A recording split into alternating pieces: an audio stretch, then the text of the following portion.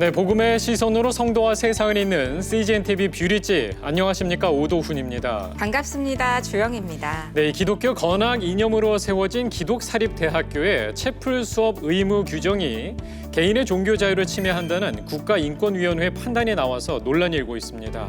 네, 기독사립대학의 채플은 당연한 것, 너무나 자연스러운 것으로 대부분의 기독교인들이 인식하고 있는 상황에서 조금 당황스러운 권고였는데요.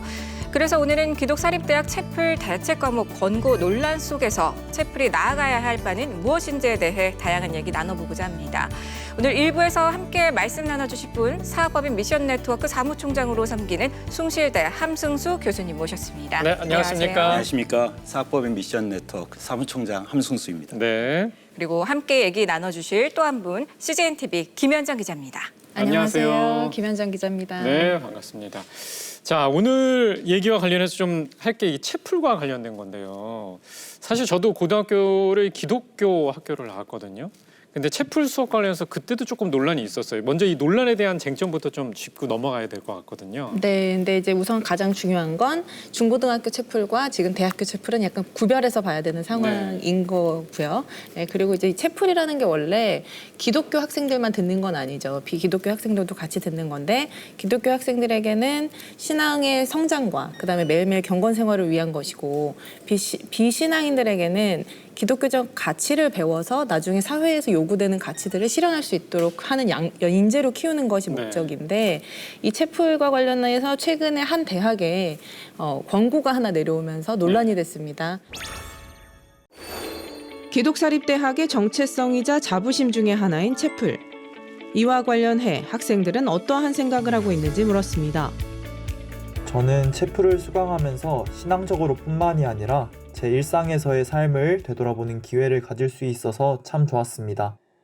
학생들의 입장에서 보면 자신이 다니고 있는 학교에 대해 가장 잘 이해할 수 있는 시간이 바로 채플 시간이라고 생각합니다.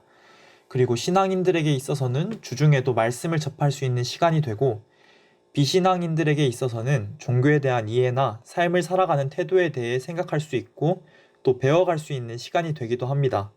사실 저는 전주대 채플만 직접 경험했을 뿐이지 다 이야기를 전에 들었었거든요. 왜 해야 될까? 이 시간은 그냥 안 가고 싶다라는 이야기가 좀 많은 것 같아요. 이런 걸 왜 들어야 되지? 내 인생에 도움이 될까? 라는 이야기를 좀 많이 들었던 것 같습니다. 근데 그 친구들의 반응과 이야기를 들었을 때는 정말 이렇게 해야 될까? 기독사립대학에 입학하면 입학과 동시에 모든 학생들이 필수 과목으로 수강하고 졸업 요건으로도 작용하고 있는데요. 최근 이 채플과 관련된 기독사립대학의 정책들이 종교의 자유를 침해한다며 국가인권위원회가 대체 과목을 신설하라고 권고하고 나섰습니다. 교계와 기독사립대학들은 이번 권고를 계기로 채플에 대해 더 많이 기도하고 더 많이 연구해 발전시켜 나가자는 건설적인 담론들을 펼쳐나가고 있는데요. 그 관련한 이야기들 뷰리지에서 함께 다뤄보겠습니다. 자, 이 영상으로 보게 되면은 학생이 나름 좀 그 채플에 대해서 긍정적으로 생각하는 것 같아요. 그렇다면 네. 이 논란의 핵심이 무언가요? 네, 그렇게 긍정적으로 생각하는 학생도 있지만 네. 부정적으로 생각하는 학생도 있었던 거죠. 그래가지고 국가인권위원회에 광주의 한 모 대학의 학생이 진정을 넣었던 것에 대해서 네. 이제 국가인권위원회가 대체 과목을 신설해라라고 이제 권고한 것이 가장 쟁점이고요. 국가인권위의 주장이 뭐냐면 이렇게 학생들에게 채플을 필수 교양으로 지정해서 반드시 들어야 하게 하고 그다음에 졸업 요건으로 하는 것이 학생의 소극적인 신앙의 자유, 네. 그다음에 소극적인 신앙 고백의 자유, 그다음에 교육을 받을 권리 이 세 가지를 침해한다고 보고 있는 거죠. 네. 그러니까 여기서 문제시 삼은 것은 학생이 입학할 때 채플 동의권을 구하지 않았다. 네. 그리고 학생이 거부할 수 있는 거부권을 주지 않았다. 그리고 또 하나는 대체 과목을 허락하지 않았다. 네. 세 가지가 사실은 가장 문제가 됐던 거죠. 예. 그렇기 때문에 이 해당 학교와 이 교계에서는 요거에서는 좀 반대하는 좀 목소리가 나오는 것 같아요. 내용이 어떻습니까? 그러니까 이번 인권위 권고는 종교적 권학 이념을 구현하기 위해서 만들어진 기독교 학교, 네. 기독교 사립대학의 특수성을 고려하지 않은 일방적인 권고라는 측면에서 교계와 학교가 받아들이기 어려운 지점이 있고요. 더욱이 사립학교가 국공립학교랑 무엇이 다르냐 했을 때 그 본질적 요체는 자율성입니다. 예. 그래서 기독교 학교는 그 자율성을 기반으로 해서 실력과 신앙을 겸비한 기독교 인재를 양성하는 학교거든요. 네. 그리고 채플은 바로 그런 기독교 학교의 상징적인 프로그램입니다. 예. 그래서 굉장히 다소 무리한 방식으로 또 제가 봤을 때는 모욕을 주는 방식으로 이 채플에 대해서 인권위가 일방적으로 권고를 했기 때문에 한국 교계와 또 기독교 학교가 크게 반발하고 있습니다. 네. 네. 예, 이런 것과 관련해서 대법원의 판례가 나와 있다고 인권위가 주장을 하고 있다고요. 네, 이게 어떤 판례냐면 2010년도 대법원 판례예요. 근데 학교가 종교 교육을 할 수 있는 자유하고 그다음에 학생 개인이 갖고 있는 종교의 자유, 이게 두 개가 충돌할 경우에는 학교는 학생의 어떤 개인적인 종교의 자유를 실현할 수 있는 어떤 종합적인 고려를 해서 대책을 마련해야 된다라는 내용이거든요. 네. 근데 사실 이거는 중고등학생처럼 자신이 선택할 수 있는 학교가 뭐 지역권이라던가 이렇게 제한돼 있는 경우에 해당되는 판례였어요. 네. 근데 대학은 다른 다르죠. 케이스죠. 본인이 네. 선택해서 들어가는 거고 그렇죠. 그 학풍이라든지 이런 걸 인정하고 들어가는 인정하고 거죠. 알고 들어가는 네네. 것과 네. 그렇지 않은 것과 다른 또 판례가 있을 수 있는 거죠. 예. 네. 그렇기 때문에 사무국장님, 오히려 이런 대학과 관련한 판례는 따로 있다고요. 그렇습니다. 이제 98년도 숭실대학교의 판례가 대표적인데요. 제가 그 당시 대법원 판례를 조금 읽어드리자면 네. 사립학교는 국공립학교와 달리 종교의 자유의 내용으로서 종교 교육과 종교 선전을 할 수 있다라고 판시하고 있습니다. 네. 그렇기 때문에 학생들로 하여금 일정한 내용의 종교 교육을 받을 것을 졸업 요건으로 할 수 있다라고 분명히 명시하고 있거든요. 더욱이 이제 구체적으로 숭실대학교의 경우는 대학 예배를 6학기 참석해야지 학생들이 졸업할 수 있는데 이 학교의 학칙이 헌법상 종교의 자유에 반하는 위헌 무효의 학칙이 아니다라고 아주 정확하게 판례를 내리고 있습니다. 네. 말씀하셨던 것처럼 그 대법원의 채플은 두 사례입니다. 네. 학교의 학생이 학교를 선택할 수 없는 중고등학교의 판례가 있고요.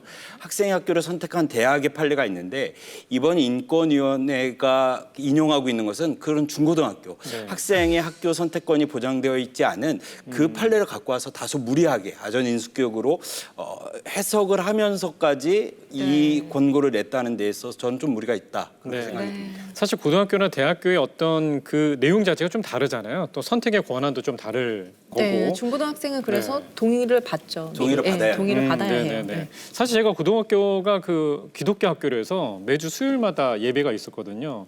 그래서 크리스찬이 아닌 사람들도 다 예배를 해서 거기에 불만은 좀 있긴 있었어요. 근데 대학교는 본인이 선택하는 거고 앞서서 얘기했듯이 학풍이라든지 교과 과목이라든지 네. 그 교육 목표에 대해서 정확히 알고선 가는 건데 시절이 쟁점에 대한 구체적인 것을 또 궁금하거든요. 어떤 것들이 쟁점화되고 지금 있습니까? 말씀하셨던 게 아주 정확한데요. 이번 인권위회가 기본적으로 전제하고 있는 것은 학생에게 그런 어떤 종교 교육에 대한 동의를 받았느냐라는 것이거든요. 그것은 사실 중고등학교의 사례입니다. 네. 그러니까 학생에게 개별적인 동의를 구한다라는 것은 학생이 그 학교를 선택할 수 없었다. 학교 선택권이 제한되어 있었다라는 것을 전제하고 있거든요.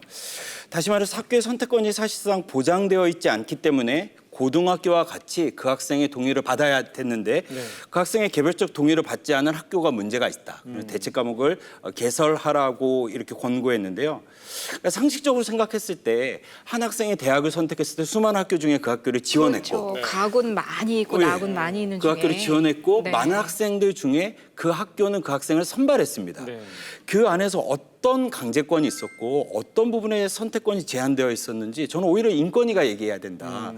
그리고 학생이 가기 싫은 학교에 강제 배정됐다면 저는 뭐 인권위의 권고가 상당히 일리가 있다고 생각하지만 오히려 그 학교에 입학해서 본인이 입학 선서까지 한 학생이 그러면 이제 수인 의무라는 것이 발생이 되거든요. 그 학교의 학칙을 지켜야 하는 수인 의무가 학생에게 주어졌는데도 불구하고 오히려 그 학교의 학칙을 준수하지 않은 그 학생의 어떤 귀책 사유를 인권위가 방조한 그런 꼴이 됐다. 저는 그렇게 보고 있습니다. 네.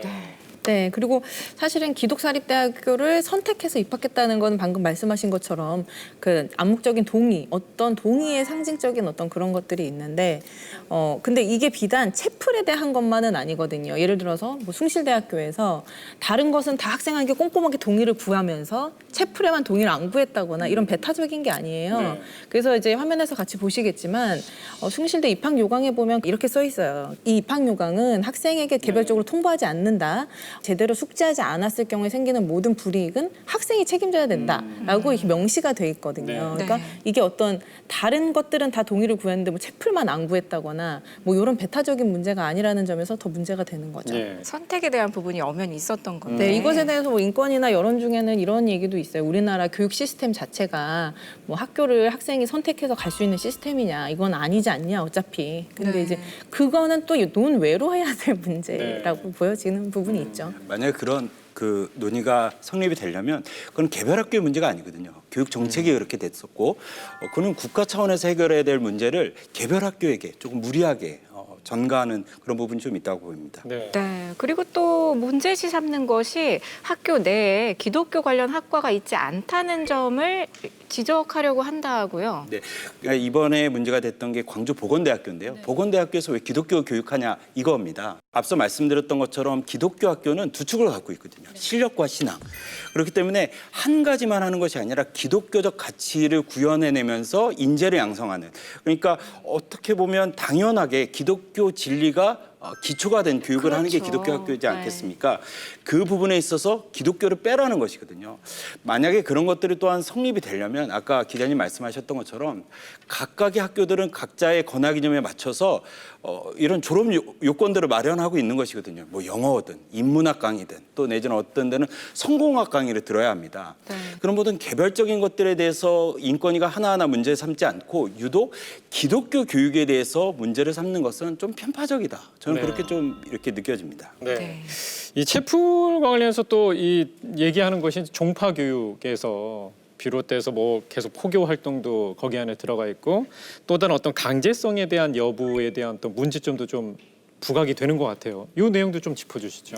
네, 그러니까 인권위 권고에서 보면은 두 가지 개념의 교육이 있는 것 같아요. 그래서 종교 지식 교육이 있고 그다음에 종파 교육이 있다고 하는 건데 이제 종교 지식 채플에서 할 수 있는 게 종교 지식 교육 정도여야 되는데 사실 뭐 해당 대학의 교육이 종파 교육적 성격이 강하다고 보여지는 것 같아요. 종교 그래서 교육 플러스 종파 교육까지 네네, 들어가 있다. 그러니까 약간 네. 전도적인 성격과 뭐 이런 게 있다. 예. 네, 그렇게 해서 보고 있는 것 같거든요. 네. 그래서 그게 문제가 되는 거라고 보여집니다. 네.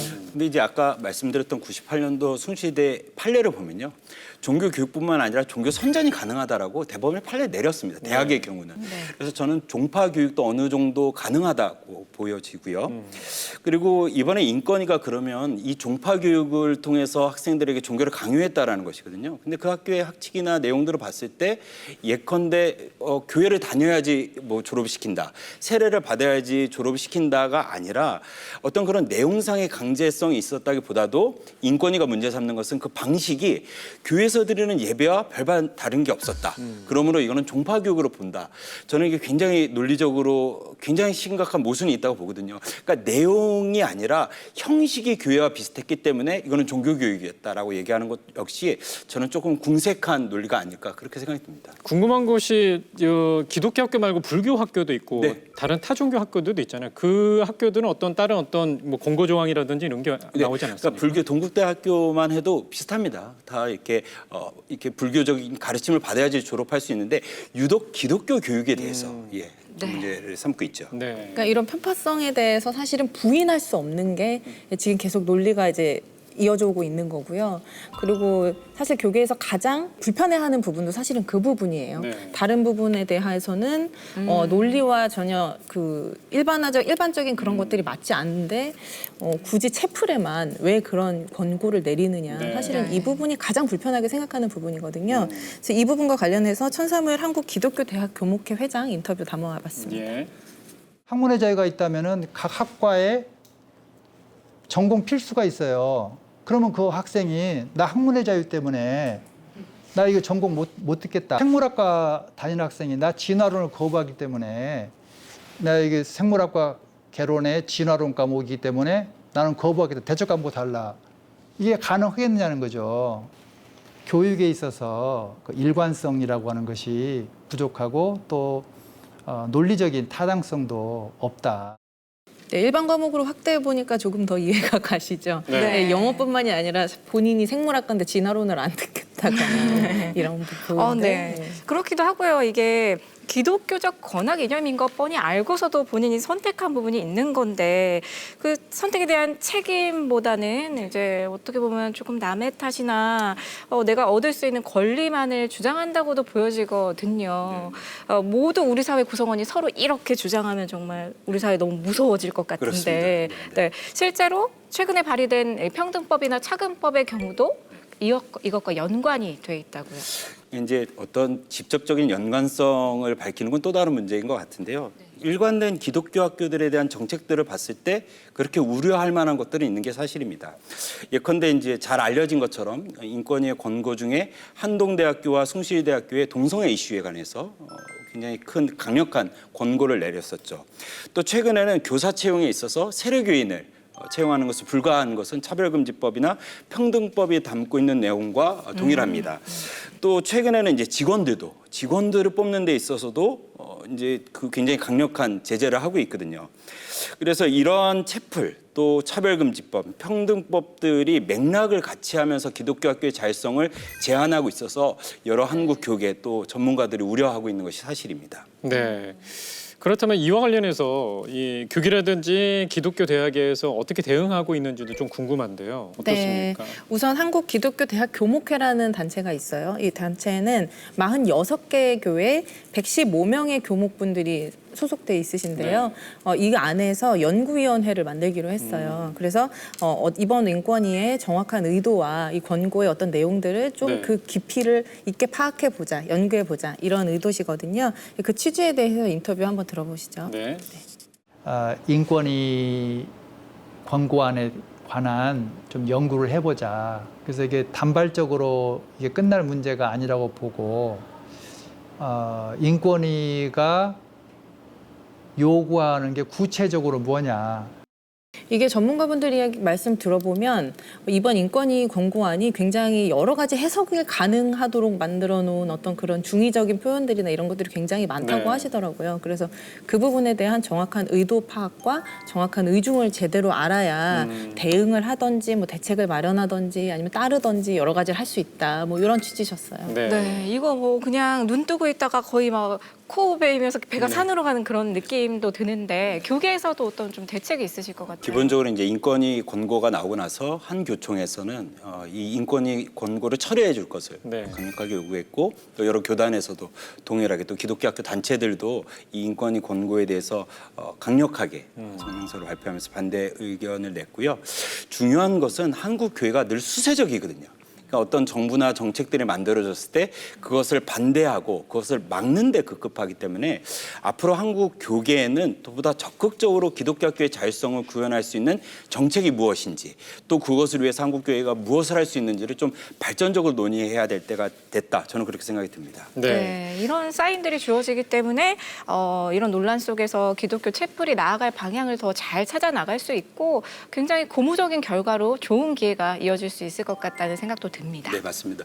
그러니까 이 기회가 사실 기독교 학교에게는 작지 않은 도전이 되었고요. 그래서 자성적으로 또 반성적으로 우리가 돌아봐야 될 지점들을 보게 했고 한국 교계가 기독교 학교를 너무 방치하고 있었구나. 이런 어떤 또 내부적인 울림이 있는 또 그런 시간이 됐다고 저도 생각합니다. 네. 어떻게 보면은 지금 숭실대학교에서 직접 교편을 잡고 계시면서 사람들하고 이제 접촉해서 이제 누구보다 더 잘 알고 계실 것 같은데 우리 시청자 여러분들께 뭐 당부 말씀이나 좀 드릴 거 있으면 말씀 부탁드립니다. 그러니까 저는 우리의 다음 세대들이 학교에서도 기독교 가치관에 따라서 교육받을 수 있어야 한다. 네. 그리고 최근의 연구 결과들은 우리의 자녀들이 고등교육을 받으면 받을수록 반기독교적인 또 비기독교인이 된다는 연구 결과들이 있습니다. 왜냐하면 기독교 가치와 정반대되는 이야기를 학교에서 듣고 있거든요. 그래서 한국 교회가 이것이 일개 학교의 문제가 아니라 우리 다음 세대들의 기독교 교육의 생태계의 문제다. 네. 이런 큰 의식을 갖고 함께 마음을 모아주시고 기도해 주시길 좀 그렇게 요청드리고 싶습니다. 네, 알겠습니다. 지금 전주까지 내려가셔서 이렇게 막 취재를 해보시니까 거의 대다수가 만족한다는데 이 원인이 어디에 있다고 보여지시던가요? 실제로 채플 시간이 1시간인데 사실은 뭐 강의나 이런 것들은 15분 정도. 네. 그다음에 나머지는 다 나눔에 집중돼 있는 시간들이었거든요. 학생들끼리 교제가 많았겠어요. 요즘 아이들은 공평과 평등을 중요하잖아요. 네. 그리고 자기의 참여를 중요하고 Z세대 집중력이 8초라고 그러잖아요. 네. 그러니까 굉장히 다이나믹하게 채플이 진행되어야지 네.